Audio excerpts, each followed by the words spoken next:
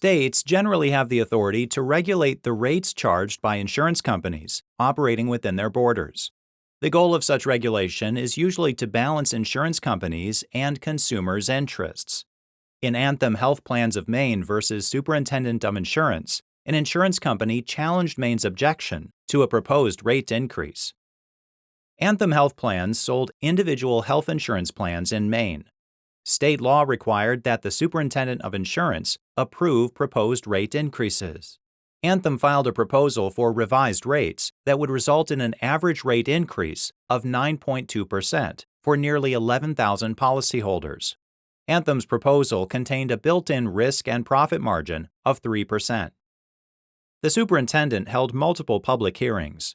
The hearing evidence showed that Anthem's individual insurance products in Maine had produced a pretax gain of over $15 million in the previous decade and accounted for more than 2% of the company's total revenue.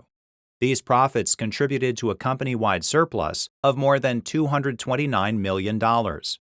40 Anthem policyholders testified that the proposed rate increase would cause them financial hardship and threaten their ability to remain insured.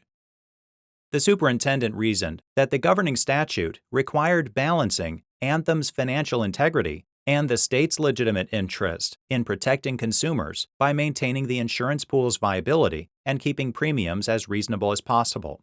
Relying on the evidence and her interpretation of the statute, the superintendent concluded that Anthem's proposed rates were excessive. The superintendent instead approved an average increase of 5.2%, with a built-in risk and profit margin of 1%. Anthem calculated that this increase would lead to a nearly $4 million profit over the next year. Anthem appealed the superintendent's decision to the Maine Business and Consumer Court, arguing that the approved rates would prevent it from earning a reasonable profit on its individual health plans and were therefore inadequate. The business court affirmed. Anthem then appealed to the Maine Supreme Judicial Court.